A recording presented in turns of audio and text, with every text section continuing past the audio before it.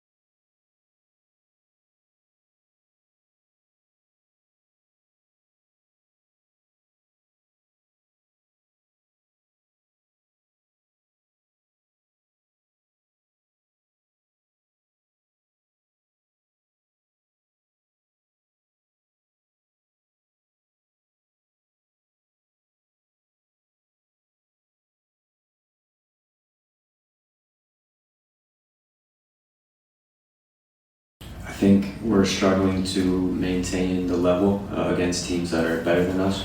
And Nashville is a team that's better than us. So I think for 70 minutes, we played a very even game against a good team, but without any offensive threat really. But we did match their intensity, but we weren't able to keep the level. Martino continued by pointing out the lack of bona fide scoring instances for his team and the impact when the opponent scores. I think we really only created two chances. One I'm thinking of is Cooper. In those 70 minutes, Cooper has a shot on goal from distance, and there's another in the second half where Jay breaks through in on goal and has a chance. But those are the two dangerous situations, and also we're struggling not only at creating more and effective chances, but also when we're not neutralizing the opponent, we're also allowing them to then hurt us going forward as well, and we can see. Here's more from Martino on what the lack of quality scoring chances means. In the moments where we're not able to open the scoring, even when we're controlling the game, then and the other team scores first, then 90% of the time we're not able to respond, just because emotionally the team loses. No solamente emocional, sino también futbolístico. Not only emotionally, but also on the field, soccer-wise, the level drops, and right now the team isn't able to manage that adversity. Can Martino and his staff break this trend with this group of players? Yes, we're going to keep trying. Of course, we're going to keep trying. I'm just explaining the reality of what we're going through, but surely we're gonna keep trying to. Thank you. And if he thought this was going to be this difficult when he took the job? No, when you take a new job, obviously you have that optimism, especially knowing the place that you're going, and of course you also do an analysis of the club that you're going to. So not even in my worst nightmares did I think we would have the start that we've had so far. I wanted to circle back to Latilat, who did not put a shot on goal last night, didn't even take a shot. It's the second time in 3 matches that he hasn't taken a shot. I was curious if Tata thought that Latilat was lacking confidence. When we're going through a difficult moment like this, it's tough for me to sit here and analyze individual players. Of course, you guys observe the games and see what you see, but that's something that I do address, but I address it with the players and not something that I'm going to address, individual players and with the media. As you can hear, he did not want to answer that question, so I decided to reframe it and ask if it tactics that are keeping Latilat from being effective. Maybe because lack of confidence, maybe because the team is not creating enough chances to provide him the service that he needs for those touches to happen. Maybe because in the build-up the team is taking up space and he's a player who's better running into space. So those are some of the possible reasons. Now we're going to get into the mailbag. Nick asks if the absence of Almiron last night changed anything. So the sample size is not big enough yet to really warrant any theories, but here's some averages. So the first 7 games, in which Almiron played in all of them, Atlanta United averaged 0.9 goals per game, allowed 1.7 goals per game, had an XG of 1.3, an XG allowed of 2.0, averaged 11.4 shots and 3.6 shots on goal. Last night without Almiron, 0 goals scored, allowed 2. XG was 0.62, so that's about half of with Almiron. XG allowed was only 1.73, so that's slightly less. They actually took more shots, 13 to 11.4, and had more shots on goal, 4 to 3.6. Now, we really need to let this play out for a few more games before you can make any inferences. I have talked about my belief that Almiron needs to be benched only for Tata to try something new to see if it can spark this offense. It obviously didn't work last night, but playing Matías Galarza as a winger when he's not a winger, I understood why Tata did it, but you're not going to get much offense doing that. So on to Matthew, who says that I've mentioned that I feel Atlanta would be better served by benching Miggy. And for a little while in last night's game, it looked like the team was playing better without him. He's not saying he disagrees, is Matthew, but do I think that Tata would actually keep Miggy on the bench when he gets healthy? It's going to depend on how they're playing. If they've improved and they're winning, then Tata has to keep him on the bench. If he firmly believes that not having Miggy on the field is the reason why. Now, I've had different arguments with different people about my belief that Miggy should be benched. The main argument against that is who are you going to put in that's better than Miggy? And my point is always twofold. you've got to try everything possible to get this offense going. As I said last night, or just a bit ago, they've been shut out 15 times. And Miggy is a constant in those shutouts. And it's also, I was thinking about this on the drive in last night. To me, it's a little bit like the Trae Young era with the Atlanta Hawks. I thought the Hawks should have traded him a long time ago. Everyone disagreed, saying he's one of the best players in the league. But it turns out, as soon as they traded him, the Hawks as a team started to play better.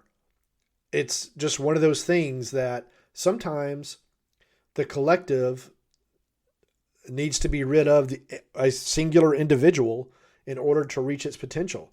It's one of those really funny things. Peyton Manning is a fantastically great quarterback, but Tennessee, I don't think, won a national championship until the year after he left with T. Martin. Sometimes the whole just works better. Now, obviously, that wasn't true in the NFL. Peyton won Super Bowls. But it's just one of those weird things. And Matthew continues, he mentioned that the club is not interested in using the buyouts. If they were, I think they would have already used them. But would the front office also be okay with having a top 5 league salary on the bench? I don't know what say the front office would have. The manager has the final call on the roster. If Tata thinks that he can play better without Miggy, then Miggy's not going to be on the field as a starter.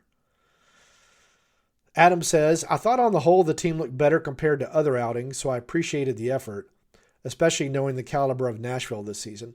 Nashville's won 3 consecutive road games. I don't think Atlanta United has won 3 road games in the past 2 years combined. Adam says, I was content with the bend but don't break feel of the match if they could actually take a point. Regrettably, the second half started. True or false, the ref had a bad night. He should have showed cards earlier and or ignored multiple calls that hurt Atlanta in particular. False. If there's a really egregious error by the referee, then I'm going to bang on him a little bit. There wasn't anything egregious last night. Even Tata didn't want to talk about whatever the alleged incident was with Moranchuk. Was there anything I saw tonight that influenced your thoughts about Miggy's role? No, to me, it was just more of the same on offense and more of the same on defense. Nothing really changed. And I'm going to talk about that here in a second. Is there something going on with the pitch that we still see so many players slipping? I don't know if it's something wrong with the pitch or if the players just aren't wearing the right footwear. So now we get into the Miggy thing. Again, we need a much bigger sample size. But the team has played without Moranchuk for a little while the past 2 years. Lati-Lat has played without Lati-Lat the past 2 years. It hasn't played without Almiron much the past 2 years. So, particularly this season, if the team has played without Moranchuk for a little bit, which it did, it hasn't yet played without Lati-Lat. It's now trying to play without Almiron. If nothing works, then is it Tata's tactics? That would be a really difficult argument to make because Tata's won wherever he's been. So then the question is, what is going on? And I don't have an answer. I really don't. I don't know if anyone can actually give me an answer. But it's clearly not working, and it's not going to change. No other team is going to want to buy any of these players or trade for any of these players. Atlanta United cannot buy out Almiron. He's too expensive. Now, the team could try to swallow its pride, sell Moranchuk for $5 million this summer, try to get $10 million for Lati-Lat because teams will pay for goals. But then you've got to find 2 players to replace those 2 guys, and I don't know how much confidence people should have right now in the front office to be able to secure guys that are going to be productive. And you can't argue that Mauricio Culebro is going to improve everything because it's not his job to sign players. He's running it as a business. He's running 2 businesses, or he will be running 2 businesses. He's not going to influence scouting reports and things like that. Now, he'll set budgets and hold people accountable for budgets, but it's not his job to identify players. Mark says, coffee sip. After watching much of the game, it appears the team has nothing left to offer in the attack. There's not a threatening skill player, including Miggy, that offers any hope for goals. This is not a new thing. Furthermore, the team does not have a midfielder with consistent creativity to help any attack. What can be done in the summer transfer window to address this? The team lacks speed, skill, imagination, and confidence. As I just said, I don't know. You're really just going to have to wait for some of these contracts to expire, or the low percentage chance that some players just say, I don't want to be here anymore. Sell me for whatever you want to sell me for. I'll take a lower contract to play somewhere else. But players don't give up money. If they did, their agents would probably fire them. This is just how it's going to have to be. You can hope that a few more games without Miggy, maybe the team plays better. Maybe Tata decides to change formations. He's done it before. See if a back five will work. But he's got issues at either end. The team can't stop opponents from scoring, and it can't score. And as soon as an opponent scores, the game's over for the most part. And opponents know, particularly when either at home or on the road, they don't have to do anything fancy to beat Atlanta United. A lot of times Atlanta United is going to beat itself. That's how bad this team is right now. We've got a whole glut of soccer coming up in the next couple of weeks. Atlanta United has New England on Wednesday, Toronto on Saturday, Charlotte in the U.S. Open Cup next Tuesday, and L.A. after that. This could be a long losing streak for Atlanta United if something doesn't spark this team. As always, I'm Doug Roberson. I hope you've enjoyed this Soccer with Doug podcast. I hope that you're enjoying the website. I'm having so much fun doing this. I'm enjoying being my own boss. I hope that you're recognizing that value. You can subscribe for $8 a month. You can subscribe for $80 a year, or you can become one of Doug's best friends for $150 a year. It would be very, very important to me. I would appreciate it very much if you would share this website with your friends on social media. Just, hey, this is a great website for Atlanta United news. It's called Soccer with Doug. Here's the URL. I would very much appreciate that. If you could do that and I see it, I'll give you a thank you on social media. For the Doug's Best Friends, we are going to have a private Zoom in May. I'm going to send you an email invitation to that probably within the next couple of weeks.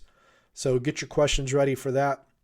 And again, if you have a business and you want to sponsor any recurring weekly segment, the ATLians around the world, the What Really Happened, the Academy Spotlight, the Atlanta United 2 Spotlight, the What Did AI Predict, the Anonymous Coaches Scouting Report, anything, or you want to sponsor the whole site, we have a rate sheet. I'll be glad to send it to you. Email me at soccerwithdoug@gmail.com. As always, hug your loved ones, communicate with your loved ones. Let's take care of each other. To hear the rest of this podcast, you need to subscribe to Soccer with Doug. You can do so at soccerwithdoug.substack.com/subscribe.